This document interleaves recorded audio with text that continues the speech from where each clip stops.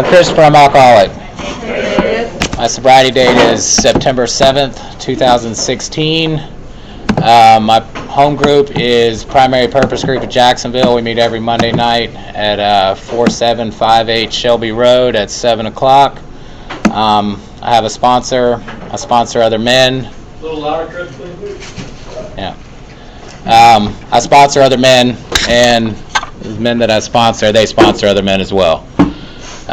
So talk a little bit about how it was, what happened, and what it's like now. So I was sitting there listening to those promises, when we first came in, and those things. I remember sitting in the meetings and listening to those. When I first came in, like stuff like that, like the 10-step promises, like the problem will be removed, and I got sober right here at Gateway in 2016. So I remember when people would bring in these meetings back then and those promises, and I just didn't see any of that coming true for me. I had a lot of baggage when I came in here. I showed up here to detox next door for, I'd say, probably about the 12th time. Had never gone into residential. I'd go into detox for 8, 9, sometimes 2 weeks. I had rough detoxes. I would get out of there. I would beg to come next door, really, is what I would do. I would say, I really need treatment, and so all you guys that are sitting in here are very, very blessed. Because like I said, I went in there several times asking to come next door. There's always something. We don't have any beds, whatever reason why. Sometimes, I'd be at fault, because I'd act out over in detox. And so my story was more, I'd go into detox, I'd move into a sober living house.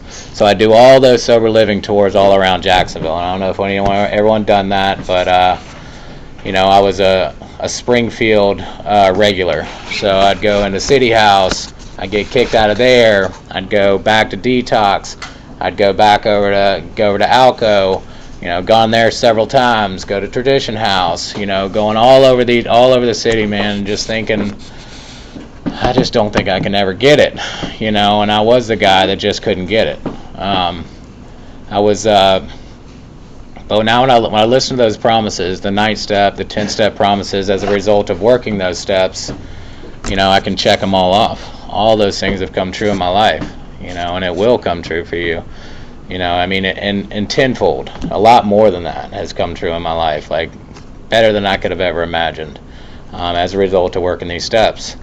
So coming up, I was born into an alcoholic and addict family way, way back. I come from a long line of drunks and drug addicts. My mother's side, Irish. My biological father's side, Polish, so I was a dumb drunk. And then, so I just, so I grew up, my mom and my biological father split when I was like 2. I don't know, that caused anything or whatever, no big deal. He went and had another family. My mom remarried. My dad, I don't call him my stepdad, he's my dad because he's the one that raised me. And he was an alcoholic. My biological father was an alcoholic. My mom, my aunt, a lot of mental illness in my family as well. My grandmother was manic depressive, schizophrenic. My mother, manic depressive. Sometimes she wouldn't get out of bed for a year. So they drank to cope, whatever that is, whatever the reason was. So my dad was in the Navy. When he got out of the Navy, all of his friends kind of followed along. All the rest of his friends, my dad continued to work for like a civilian at the naval bases, and all my dad's friends were shrimpers and bikers. So they were always on the couch when they came into port, So it was a lot of shrimpers and bikers like to drink a lot.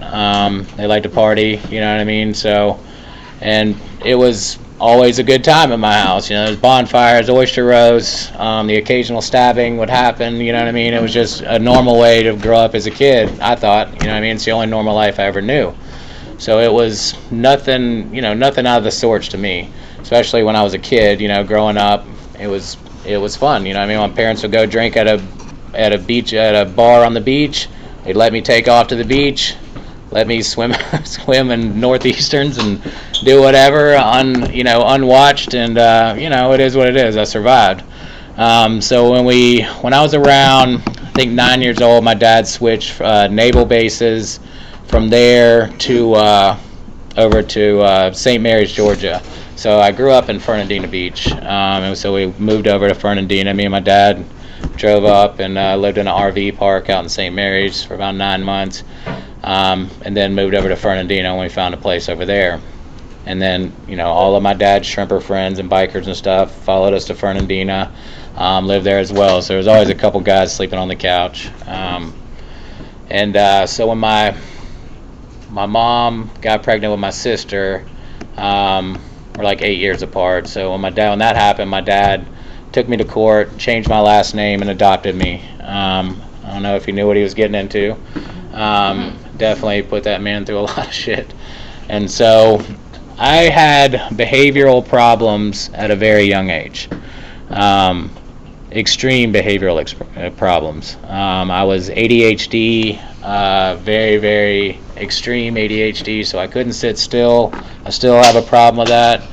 I went through years. They put me on Ritalin when I was a kid. My mom said it made me like a zombie. She took me off of it, and she just let me go crazy. You know what I mean? So that was back in the day when we actually went outside and played and did all those things. So they would just let me go. Let me run wild and run myself out. So when I had my first drink at 9 years old. Wasn't to fit in, wasn't with the crowd. I just saw my parents doing it. I stole a 6-pack of Coors, crawled up on my roof, drank a couple of those till I threw up, tried to crawl down off the porch, fell through the overhang in the porch, got stuck there holding 3 beers in my hand and throwing up on myself, and that was my first experience with alcohol. So good times, and they caught me. So you know what I mean? So I'd already started getting in trouble in school there. When we came back over here, move over to Fernandina, it was things started getting worse in the house.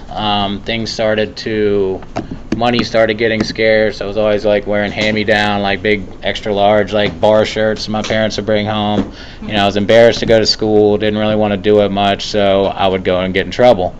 A lot of fighting, a lot of issues. I got caught with a half ounce of pot in 6th grade. I can remember getting taken out in handcuffs, and I had some trespassing charges, some battery, stuff like that when I was young. So I can remember I was 12 or 13 years old.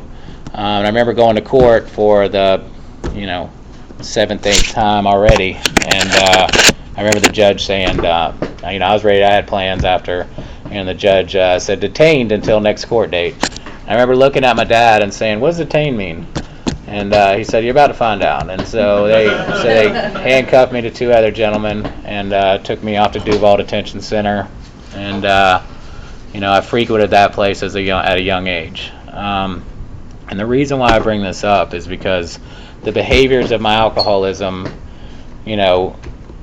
shined through way before I became an alcoholic. You know what I mean? I had alcoholic tendencies as a young kid. I wasn't comfortable in my own skin. I was very low self-esteem. Didn't feel good about myself. You know what I mean? I was kind of a loner, but then I would try to act out to try to, make people like me, and then I would try to fight and do all these things. And so I had all these alcoholic tendencies way before I started drinking. Drinking heavily, where it no longer became a choice. So when I came over here, like I said, I started going to Duval Detention Center, started going in there. I was scared to death. I'll be honest with you, man. I was 12, 13. I was a chubby little kid, man. I go in those places, and then they're like, I'm in a fight within 2 minutes. Didn't know how to cope. I got out, continued to go back. And then I got sentenced to Marietta Boys Prison at 13. And my mom fought tooth and nail to not let me go there. And so the judge wanted to send me there. They sent me to another program in Ocala. It was a wilderness camp. And I was there. It was still a very high level. You got different levels of juvenile camps and stuff like that. So it was a real high level. So most of the kids I was in there with had already been to 5, 6 programs, bad home lives, all that. And when I go in this place, man, I'm scared to death again, man. And most people stay in these programs for about 2.5, 3 years. It's kind of based on how you act. And so that's where I found out if I had some structure, if I had people to show me what to do, because I just didn't have that around the house. It wasn't, no fault. I don't blame my parents for shit. It is what it is. They were alcoholics. They were doing the best they could. I got fed. I had a roof over my head. There's a lot of people that have a lot worse than I did. So I don't hold anything against them or blame them for my alcoholism at all. It wouldn't do any good if I did. So like I said, man, so I go into this place and I got structure, and I do very well in this place, man. I was kind of like top of my juvenile class, or juvenile delinquent class, I guess. And so I was one of the quickest ones to get out of that place, and I got out in a year. Things were starting to get worse at the house. This was in the early 90s, so crack had just come around pretty prevalent, and that started hitting my house pretty bad, so things got a lot worse. And I just stayed gone as much as possible. And I could do that because you notice what I was doing. No one paid attention what I was doing. I'd get suspended. They wouldn't even know it. You know what I mean? And because that's what I did, I didn't want to be at school. I didn't like being there. I went in 6th grade. I skipped 7th grade. I come back in 8th grade. I'm like the bad juvie kid. You know what I mean? And so, no one really wanted to hang around with me except the people that I probably shouldn't have been hanging around. And so I just didn't go, at all. I kept getting in trouble for that, and so what I would do is I'd just go to school, get in a fight, they suspend me for 10 days, then I wouldn't have to worry about it, and so my mom tried to parent, here and there, in her brief intervals, of either depression or alcoholism, and so, around that time, like I said, this is when I start to realize that things probably aren't normal at my house. I start hanging out with normal families. Some of my friends that had, families that would have dinner at the table and shit. And I was like, this is weird. I didn't really get what was going on. They had nice clothes. They had food in the refrigerator. So I would mostly just hang out at their house as much as I could. And so then, I come in, I think I'd been gone for like a week and a half, and I come home one day to just grab a bag and haul ass again, and then my mom's sitting at a table, and she's got, like 3 ladies around her, and they got one of these books sitting in front of her, and it doesn't smell like weed and crack and whiskey, it smells like coffee and cigarettes, and I was like, what is going on here, and my mom had called the AA hotline. And a couple ladies came over and did a 12-step call on my mom. And, I always thought that's what I wanted. Thought I wanted a normal life, I guess, man. I was envious and jealous of other people that had food in their house, I guess. You know what I mean? So I was, when that happened, they started paying attention to what I was doing. What I thought I wanted, I really didn't want. You know what I mean? So when she got sober, my mom tried to start being a mom, and I was off and running already. I had already started doing other hard drugs. Pretty young on. I started doing cocaine at 13, eating mushrooms, doing all the other stuff, drinking heavily. I'd say I was in the hard drinker stage. I was definitely drinking every night. I drank to blackout. Every time I drank, I threw up. And I acted crazy, and that's what I found with my vice, because I didn't think people liked me. I didn't think of that, so I had, you can call it what most people call it short man's disease. I had short man's disease, so I'd get drunk, drink whiskey, and fight everybody. So that's what I did, and so I would do that, and so my mom got sober. My dad followed a year later. So they got sober when I was like 17. She got sober when I was 17. And my dad got sober on my 18th birthday. So his sobriety date is my birthday. To this day, he's still sober. He's got 29 years of sobriety. So I know I'm an old man. So he got sober a year later, and then So I did what any logical person would do. I said, well, it's time to move out. Y'all are sober now, so it's time for me to go off and running. So I started working in restaurants, which very, catered to my lifestyle. I could do cocaine in the freezer. I could drink on the clock. There's a lot of restaurants in Fernandina. Surf all day. Party all night. Work fine, man. Things were working then at that point. I'm sure some of you guys know. It's not like it was always that bad. There were times where it was fun. I had a lot of fun. In and out of clubs over here in Jacksonville, doing all that stuff. Harder drugs start to come. Then the jail sentences start, because I'm an adult now. So things start to happen, man. And, I rack up 8 battery charges. I racked up aggravated assault, a battery on a law enforcement officer. And if you look at my progression of alcohol to harder drugs, you can literally see it in my arrest record. You know what I mean? You got the alcohol, you got the batteries, all that, and you get the opiates, and then you see the thefts and everything else. You start seeing all that stuff, and it's just a progression. So that's what happens. And I grew up in a small town. It was like a 14-mile Long Island. I couldn't get away with anything. They knew me. They had me pegged, especially when you get a battery on a law enforcement officer. They don't really like that very much. So I started to, every time they'd see me, they'd run my name, pull me to the side, check my pockets.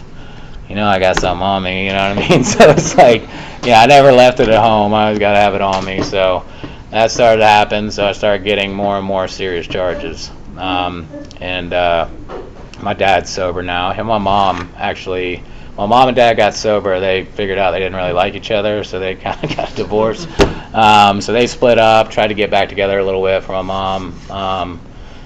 My biological father, still not around. Like I said, he went off. I was in contact with him a little bit here and there, but, never held any ill will towards him. Like I said, he went out and had another son. I got a half brother that I don't really know, but, he, is what it is. So when the charges started coming more and more, and I asked my dad that later on, because my dad's an AA, and I'm sure he knows about the enabling, and it's probably not good to do that. And I asked him later on, I was like, why were you there for me, and why did you get me lawyers, and when I had these serious charges, and put money in my account and stuff like that when I was in jail constantly.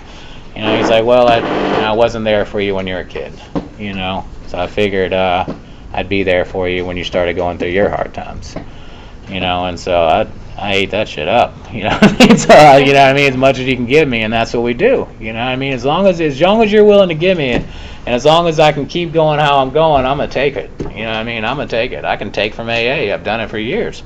I have, man, in and out of these rooms. You guys are really nice to me. I come in, clean me up, point me in the right direction to get a job, put me up in a halfway house, and I take it, and I put on a good show, and then the whole time, the only person I'm fooling is myself, and I did that for years and years and years. So I, moving forward, and kind of going into the progression of it, I started to, the drinking became a problem. As far as my health, as far as the other things, man, it just, the older you get, the hangovers are harder and harder to get over. And so in early 2000s, I had a knee injury. I got with a girl.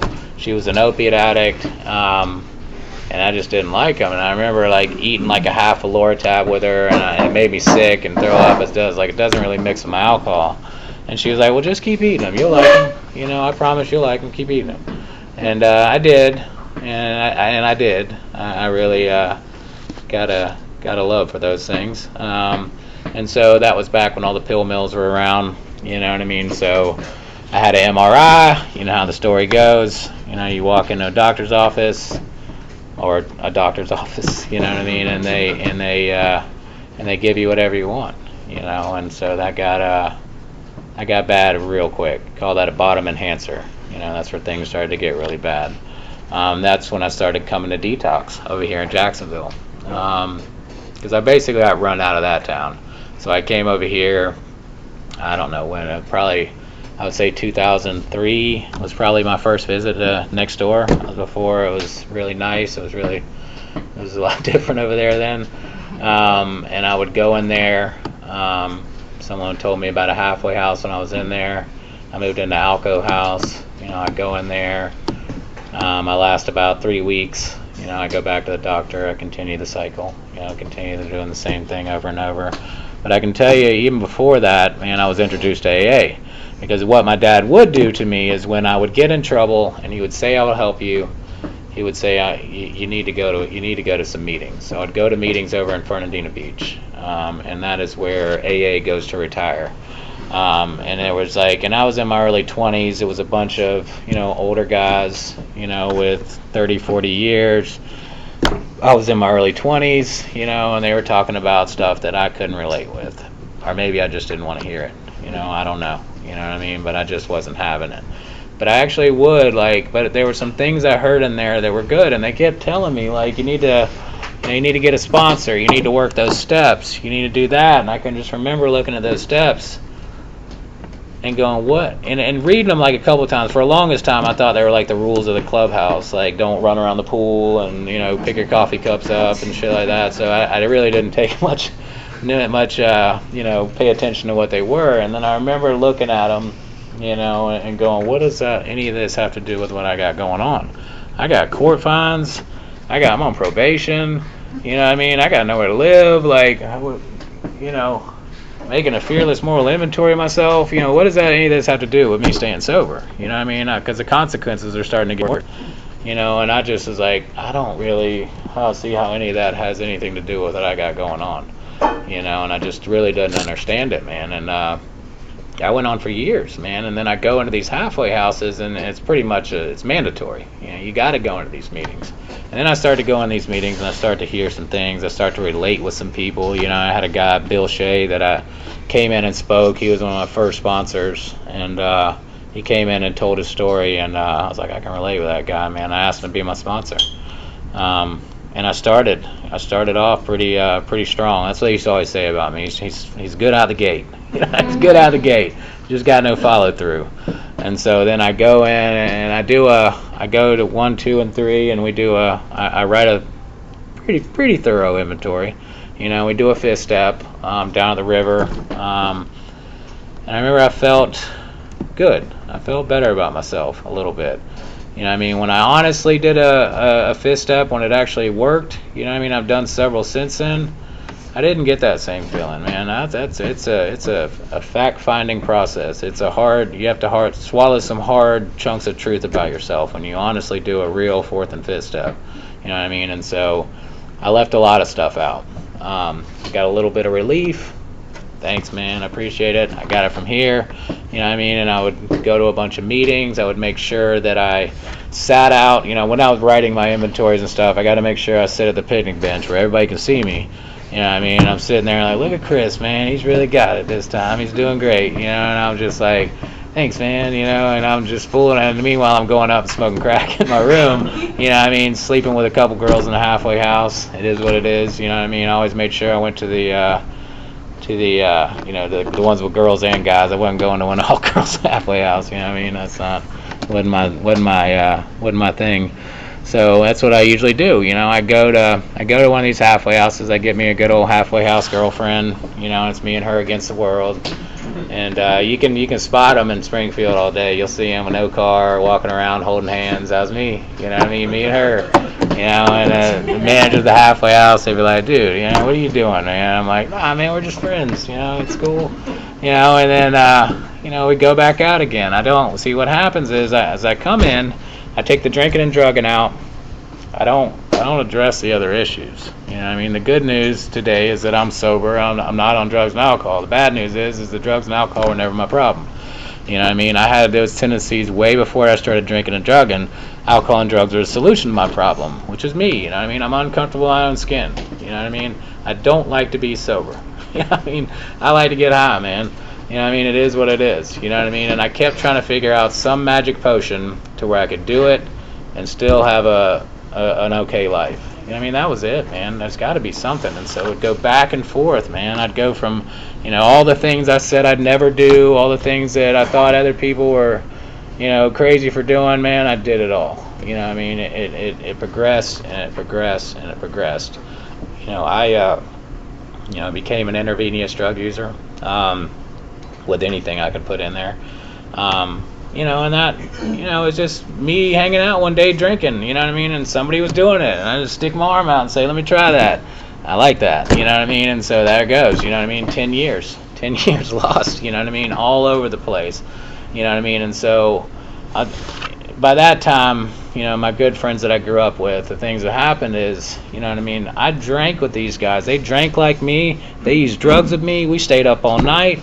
And then somewhere, they fucking get married. They get a career. All these things. And I keep just going down and down more, man. More and more. And I'd always think, man, if I can just hang out with John or hang out with this dude who's got his act together, and, man, they're still drinking. They're still doing things, man. They still do some coke every once in a while. I just hang out with these guys, and I'll use like them and drink like them, and I'll be okay. And I just don't do it like that, man. It's a small percentage of us, I can't. It says it right here in the doctor's opinion, It says, it says, we believe and so suggested a few years ago that the action of alcohol in these chronic alcoholics is a manifestation of an allergy. The phenomenon of craving is limited to this class and never occurs in the average temperate drinker. And I got friends that are hard drinkers, and they still are. They still handle their shit, I just could not, So I continue to get worse and worse. And then, by that time, my mom and dad, they'd had it with me. They know they couldn't help me out anymore. So that bridge is gone, And so now I'm in Jacksonville. I'm living in room for rent places. I'm homeless, I'm staying in hotel rooms, doing, stealing, doing whatever I got to do to get what I got to get, man. And so then I go in here, probably, one of the several times that I go next door, and, it's always, I don't know about y'all, but that's what it is, man. I go in there and I say, I know what the problem is. Problem is the opiates. I'm just going to start drinking. And that's what I do, and I go back to drinking, and then it's somewhere along that line, though, I cross this invisible line in the sand where I can't use anything safely. Bottom line, I use it, and I've seen many of people that identify as an addict, as, I'm not an alcoholic, I never had a problem with alcohol, they become addicts, they come over there, and then they try to drink again, or they try to drink and then they become full-blown alcoholics, that's what it is. I've seen many of potential, addicts who identify as addicts in meetings and stuff like that. I'm an addict, I don't want to call myself an alcoholic. When I'm an Alcoholics Anonymous, I identify as an alcoholic. I'm an alcoholic and an addict, but I'm also an alcoholic, so it's easy for me to say that. But I can tell you, man, I've seen a lot of potential addicts become alcoholics. I've seen a lot of alcoholics become potential addicts. I've seen them do that. I've seen people with 15, 20 years in Alcoholics Anonymous and then go to the doctor. Next thing you know, they're addicted to opiates. I've seen it all those ways. So I can't use substances and safe in any way. So, like I said, man, and what would happen, man, and now I look back on it, I was always a guy, like when I go in the hood to buy drugs, I always think I'm a cop, because I'm always like, what it is I go to jail so much, so I'm always like, every year, but I do like 6-7 months, like half of my year is spent in jail, man, I don't know why. So I go in there, I do some push-ups, I eat some honey buns, I eat some soups, and then I get back out, I'm healthy again. And I go in there every time, and I got a detox in jail, and I'm like, Jesus Christ, this again, man. And I go in, and when they start calling you unk in jail, it's time to quit going to jail. I was like one step away from being pops. I was like, I ain't doing shit anymore, man. I start going in these places, man, and it didn't used to bother me because I'm just used to it. You go in, you rest up. It is what it is. Play some spades. Move on. The more towards the end of my run, man, I start going in those places, and I'm like, I don't want to do this anymore, man. I really don't want to do this anymore. And and everybody's telling me, when I get out of here, I'm gonna get messed up. I'm gonna do all that. At this point, I'm kind of in and out of AA a little bit, and I'm starting to see things. I'm like, dude, that's the reason we're in here, right? If you go out there and do that, and I started having these firm resolutions. Nah, man. When I get out of here, man, I'm not drinking and drugging no more. I'm done. I'm sober. I'm healthy now. I'm feeling good about myself. I'm the leader of the dorm choir. I'm singing hymns. I got my Bible out. I'm going to AA in jail. I'm doing that. I'm not working any steps though. I'm not working any steps, and nothing's really changing. You know what I mean? I'm surrounded by negativity, so you know what I mean. That's what I end up getting.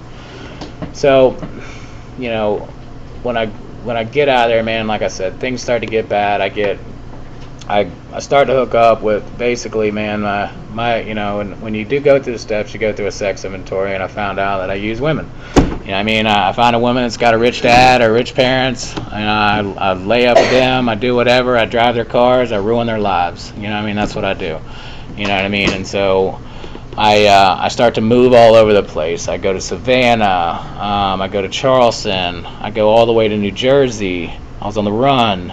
I go all the way to Jersey. And this is, I got to speak of this experience because I can tell you, man, it's kind of like means something to me because I was in Camden, New Jersey, and Kensington, New Jersey, walking the streets, doing a lot of stuff, man, doing a lot of drugs. I had a warrant in Florida. I got caught down there, and they were like, sign extradition papers, and I was like, man, they're not going to come get me. Florida will come get you. So they came and got me. I spent 6 days and nights on the back of a van, handcuffed, shackled, and waist chained, dope sick, in a metal box. Not a fun trip. I think, I started going crazy in there, and I'm like, this is it. I'm not doing this anymore. I go there, I get 10 months, and I go in there, wanting to send me to prison on that time. For some reason they didn't. They let me out. They go, your point system's too hard. I don't go to prison. I stay in there. And 10 months, man, and I got every intention of getting out and doing the right thing, man. And in my last 2 weeks, man, they moved me to evidence. I was a trustee. I grew up, they know me very well there. I'm a trustee. I'm in evidence room, and I've walked by and I found 100 Ativan. I found 120 Loratabs, and I found 100 Flexeril, and I stole every one of them. And I don't even remember my last 2 weeks in jail, and I move into Alco, and I'm just like, what I do again, man? Here it is again. So after all that stuff I went through, man, I still pick up. And so right around the longest length of sobriety I ever had for this was 6 months. So I moved into City House. I did really good. At 4 months, I found a halfway house girlfriend. We move out. And so this is, and I'll get to the good stuff. So we're going where, I'll get to the end real quick. So I go into, I get 6 months of sobriety, and I think it was around about 5.5 months before I had it. My mom comes and tells me, and I was a mama's boy. She was really proud of me. That's all she ever wanted for me was to stay sober. She wanted me to, kept just trying, but she couldn't, wouldn't let me at her house, of course, but, she would always come see me when I was in halfway houses and stuff like that, and go to events they'd have over here in Jacksonville, and she was in AA, and she came and told me, she was like, I got diagnosed with stage 5 lung cancer, and she was like, I'm really glad you're sober, because I'm going to need you. To take me to doctor's appointments and stuff like that, and I was like, okay, I think the next day I relapsed, and went out pretty hard with the girl I was with, and she needed me, she kept asking me, and I always told her, like, I'm working, I'm doing this, I'm doing that, I wasn't there for her, I still regret that to this day, so she got sick, after she started chemo, she got pneumonia, couldn't fight it off. So here it all comes once again, like it always happens. I come home, I got the eviction letter on my door. They don't like when you don't pay rent. I get fired from my job. My mom's in hospice. And so what I did is I went to the hospital, I rode a cot next to her and tried to play the role of the good son. I'm here for you now, Mom. But the reality of it was I didn't have anywhere else to go. That's why I was there. I'm meeting drug dealers in the parking lot while my mom's in hospice, And so I left hospice and went to an AA meeting in San Marco and shot up in the bathroom. And so when I did that, when I came back, my mom had passed. And she left me a little car. I took off. I went on what's called my 1.5-year death run. Basically at that point, I didn't want to commit suicide, but I didn't want to wake up. So I figured I'd use enough substances to not wake up. People didn't want me around because they knew what I was trying to do. I was using large quantities of stuff. I was At that point, it was everything. You know what I mean? Meth, crack, alcohol, heroin, whatever I could get my hands on, and just kept trying to not wake up. And I kept waking up in bathtubs, people running water over me, on the bathroom floor at 8th Street, McDonald's. Don't ever wake up there. It's not a nice place to be on the floor. And so I was like, my last use. I was in San Marco at a hotel, and I used enough substances to hopefully take me out. And I woke up in a pile of my own vomit. I've been out for 6 hours. Wasn't Narcan, wasn't any of that. It was God that woke me up. I'm fully convinced of that. Woke up and walked to Alco, and Angel, the lady that runs the place, came up to me, and she knew me very well. And she was like, "What are you gonna do, Chris?" And I always had an answer for her every time. This time I'm gonna get a good sponsor. This time I'm gonna go to those good halfway houses, not like y'all. You know what I mean? Like something. And this time I was running out of options, and I just said the 3 magic words: I don't know. I don't know. I remember crying and sitting there and just going, I just want to stop so bad, man. I'll tell you, man, that last probably 7-8 years, I wanted to stop. I wanted to quit. A lot of the times when I came into detox, I honestly wanted to stop. And I had full intentions of stopping. I just couldn't, man. I just never did the work. When I hear people come in and out and they're like, AA doesn't work, blah, blah. And I'm like, well, did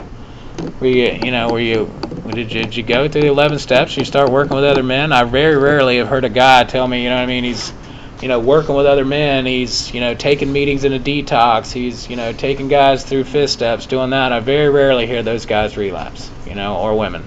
You know what I mean? And so when I came in this time, man, I went to Baptist Hospital. Kenyatta was my first sponsor. He threw me in the car, took me to Baptist Hospital. They gave me a cab voucher here. And that's like I said, I showed up here with puke on the side of my face, walking around those bushes outside looking for cigarette butts. Had everything I owned in an empty book bag. So I got here on a real winning streak. I wore the same clothes. I was over here for 2 weeks. I washed them in the sink every night. That's all I had. I was living out the donation bins. But I can tell you, man, I came in here. I didn't sleep for 12 nights and days. I had a really rough detox, and they said, we're going to move you next door. So I came over here, and I gave it everything I had. Kenyatta saved my life. He took time out of his day, pretty much. Every day after work, he'd come over here, we'd sit outside, and we'd go through the book. And he'd take me through it page by page by page, man, explain it to me, go through it. And he was always so damn happy. And I just was like, I was not there, and I was very standoffish when I came in here at first, and then I started to, he told me, he said, Chris, we got to do this like now, because I don't think you'll make it back, and so I said, okay, man, I'll do it, and I did it, and I can tell you what, guys, man, it's somewhere, when I got through the, I admit I'm powerless over alcohol, my life's unmanageable. Pretty evident, but what I realize is my life's unmanageable without drugs and alcohol, because it's real easy for me to come in here and blame everything on drugs and alcohol and say, yeah, man, when I was messed up, I was doing this, I was messed up. Listen, I was a shit show without drugs and alcohol, and I proved that to myself several times, I do that stuff without, I act like I'm not supposed to when I'm not drinking and drugging as well. And so when I come in here and then, came to believe that power created me could restore me to sanity. I don't know, man. I wasn't brought up like that. We didn't go to church. We didn't have God in our house. None of that stuff. I'd seen what it had done in my family's life. I'd seen what it done with my mom and dad. I saw I got them sober. And so when I come there to step 3 to make a decision to turn my will and my life over to the care of God, I'll be honest with you guys. I've been in and out so much, man. I've gone on spiritual retreats and gone on people that are in the church, and I'm in there and they're all raising their hands at the front of the thing, and I'm like, this feels weird, I'm gonna do it anyway, But in the back of my mind, I didn't really believe it, So this time I was very honest, I just said, look, man, I want to. I'm just not there yet. I don't know anything about that. I don't know anything about a God. Of my understanding, I don't know any of that. And he said, well, you make a decision to go on with the rest of the steps. I said, okay, I can do that. So I go through a 4-step, I make a, a list, and I write out my resentments, my fears, and my sexual misconducts, and I write all that stuff down, and I take a hard look at myself, and I let out all the stuff that I've been holding in. And I was in a room right in the back, man, I can remember, and then he sends me up to do 6 and 7, and that's where, I ask God to take away all my defects of character. And I'll tell you what, man, I think that's where I was missing it, because I wanted to be sober. I wanted to take all this stuff off my back, but I didn't really want to stop doing all the stuff I like to do. You know what I mean? I stayed, because I always had to have some kind of vice. Well, I'm sober, man, so I can act like this, right? At least I'm not drinking and drugging. You know what I mean? That's what I'd always say, man. Meanwhile, I'm still acting like an asshole. And so that's what I do, man. And so this time, I went up in my room, took my book down from the shelf. That's what he told me to do. And I asked, I did a 7-step prayer and asked, now God, you to have all the good and the bad. Because at this point, I'm praying. And things started happening. Things just started happening that were like, just this weight lifted off of me, man. And I didn't know where I was going to go. I didn't know what I was going to do before I got out of here. And I remember people asking me when I was in here, like, what are you going to do when you get out of here, Chris? I was like, I don't know, man. I know it's right, though. And it was, and I don't know why, how I can explain it, but I just knew everything was going to be all right if I continue to do this stuff. And so it was okay. It was so much better, though, man. I just, when I was in here for, I think, 88 days, and I wanted to stay. I wanted to get room and board status. I wanted to be apartment status. I was scared to death to leave, man, because I'd proved to myself several times that I couldn't stay sober on my own. But that was me trying to get in the way. I was trying to get in the way, and they kept telling me, man, you're going to be all right. Just go on. My therapist, it's like, all right, I'm going to believe you. I'm going to believe everything's okay. So I just got out of the way. So when I got out of here, I started volunteering at a soup kitchen downtown. They used to take people here. There used to be a soup kitchen downtown where you go down and feed the homeless, and there was this guy named Jimmy the Cricket. He was an old AA dude, and him and his wife worked in this basement all day long, and they fed homeless people. And he started feeding me. He started paying me out of his pocket to come in there and work a couple of days a week, man. And that's what I do. When we talk about AA, I go to Catholic Mass with him. Scared the shit out of me. You know what I mean? Like I did not have a lot like they're all doing that. I was like, I don't know what I'm doing, dude. He's like, it's okay. Just walk in here with me. I started seeking God. I was open-minded and willing. Tone used to come out here and speak to me, and I'd piss him off. But I was honest with him. He'd read he'd read the Bible to me, and I'd be like, yeah, man, I like that. And he'd read the next part to me. I'd be like, I don't know about that. You know what I mean? He'd be like, you can't believe, some of the Bible and not all the Bible. And I was like, well, yeah, I can, because that's where I'm at. I'm being honest with you. You know what I mean? For me to tell you I believe all this and that, and I'm still lying. So I was just like rigorously honest. So I did that, and it was working for me. So I got out of here, man. I ended up moving in with 2 of my good friends, Paul, this guy Kyle, we lived on Beaver Street in the hood. You know what I mean? And we were 3 guys in AA, man. I got Kenyatta passed a meeting down to me. I used to bring meetings in here every Thursday. And we would come in here like 5, 6 of it at a time, man. So I got right out in service work. I got a sponsor, man. I started sponsoring guys at 6 months of sobriety. And that saved my life, man. Life took on a whole new meaning. When I was about a year sober or something, I met a girl. She's in AA as well. We took it real slow. It was definitely God doing me for what I couldn't do myself. She's way out of my league. We ended up getting married.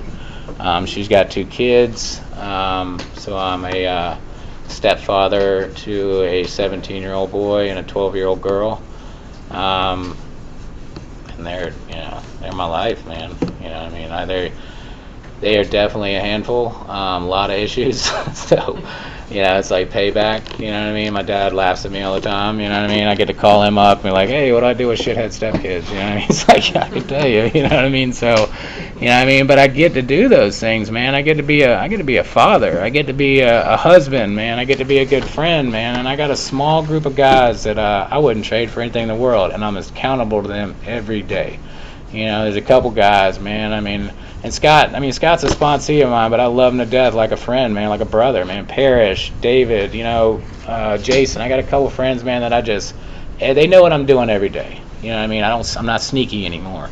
You know, I tell them what I'm doing. I'm doing this today. I'm doing that. You know, call them at the end of the night. You know what I mean? Talk to my guys. You know, I walking my dogs, man. And I call my sponsees, and we work steps, and we continue to just, you know, I got a small family of guys, man. I keep my circle small, man. I'll be honest with you, man. I got a couple of solid dudes, man. I stick with them.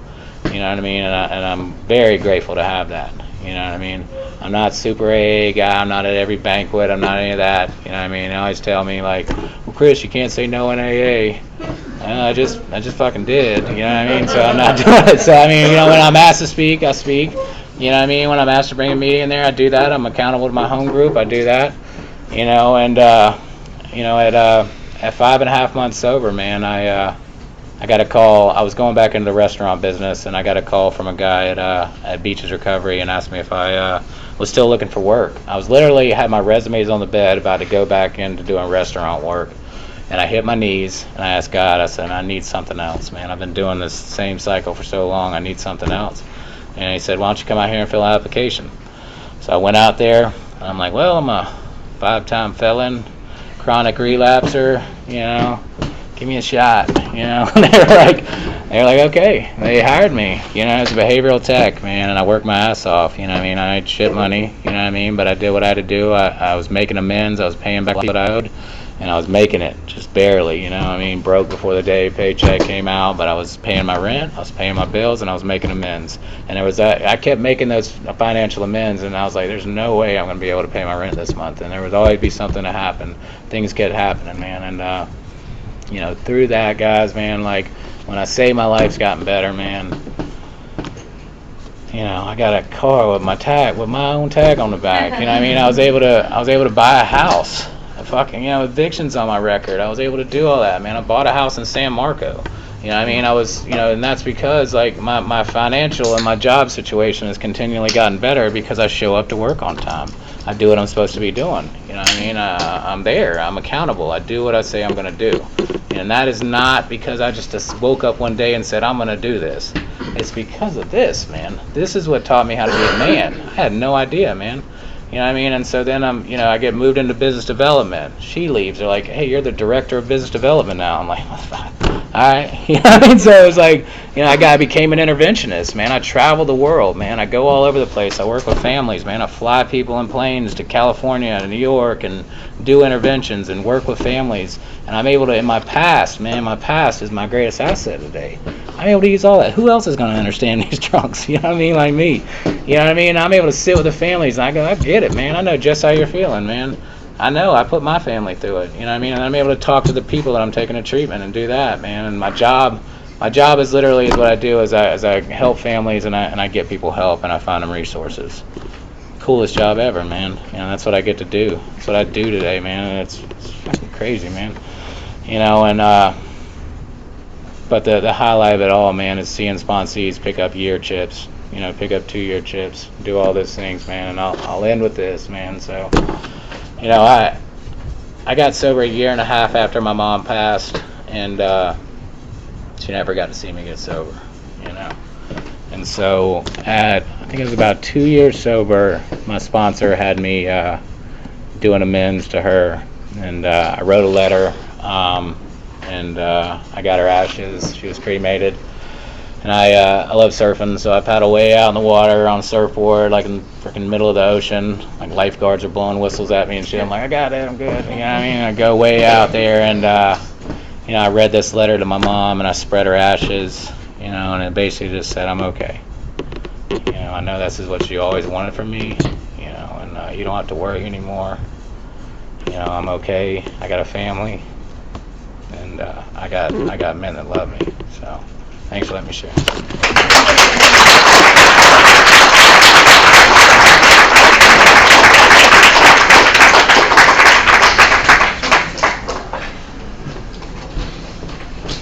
You didn't press stop on this, did you? Left this. Okay. I'm gonna put it on YouTube.